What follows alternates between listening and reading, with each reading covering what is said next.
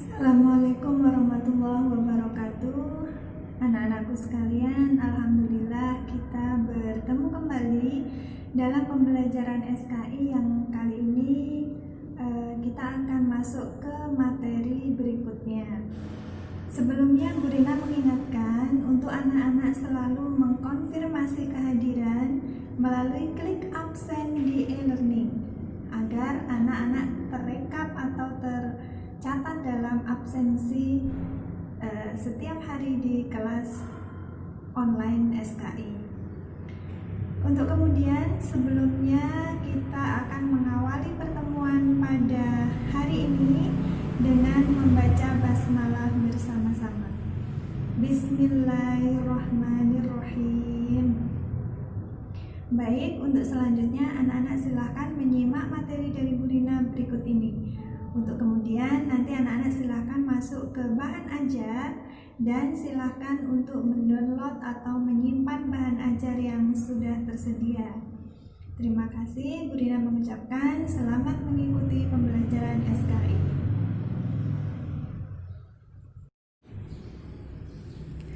Kerajaan-kerajaan Islam di Indonesia. Tujuan pembelajaran: setelah mempelajari materi ini, siswa diharapkan memahami sejarah kerajaan Islam di Indonesia, memahami kerajaan-kerajaan Islam yang ada di Indonesia, menyebutkan kerajaan Islam yang ada di wilayah Sumatera, memahami dan menyebutkan kemajuan yang dicapai oleh kerajaan Islam pertama di Indonesia.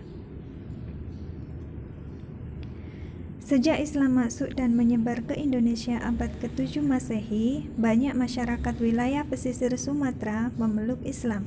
Hal tersebut didukung dengan semangat syiar dari para ulama dan saudagar Muslim dari Arab, Mesir, Persia, dan Gujarat. Semakin berjalannya waktu, pemeluk Islam di Indonesia semakin bertambah. Kemudian mulailah berdiri kerajaan-kerajaan dan menetapkan pemerintahan yang Islami. Berikut kerajaan-kerajaan yang ada di wilayah Indonesia. Kerajaan Islam Samudra Pasai merupakan kerajaan Islam pertama di Indonesia. Pasai menjadi pusat perdagangan internasional dengan kondisi komoditi ekspor utama adalah lada. Bukti kemajuan kerajaan Samudra Pasai adalah adanya mata uang dirham, adanya pajak untuk kapal yang membawa barang. Kerajaan Samudra Pasai terdiri dari dua dinasti yang berkuasa.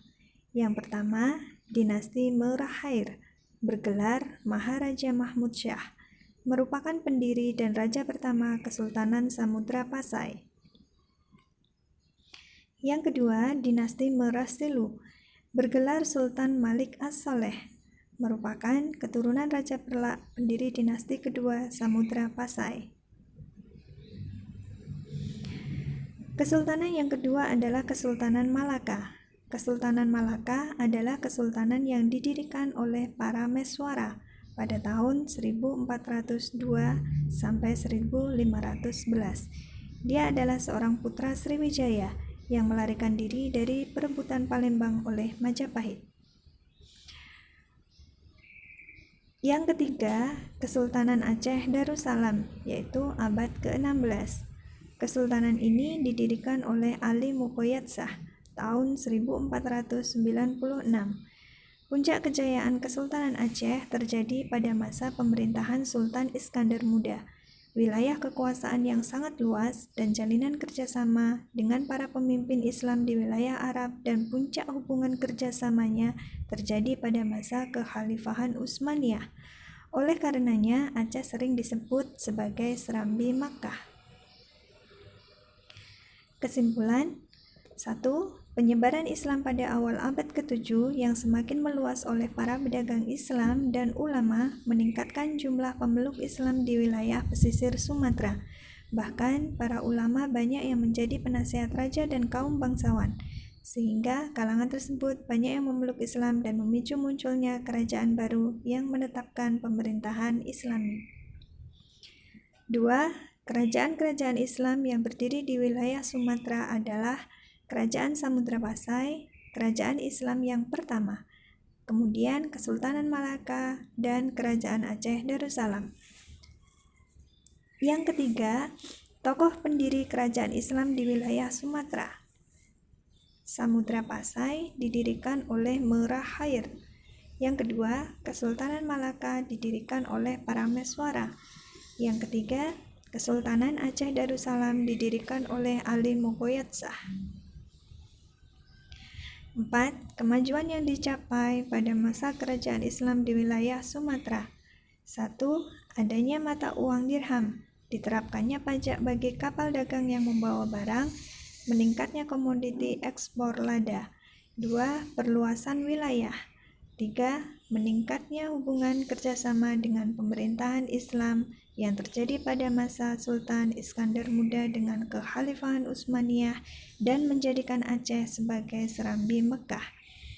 Demikian materi yang bisa Bu Rina sampaikan. Silakan anak-anak untuk langsung mendownload materi dalam bentuk file PPT di bahan ajar. Dari Bu Rina, saya akhiri. Assalamualaikum warahmatullahi wabarakatuh.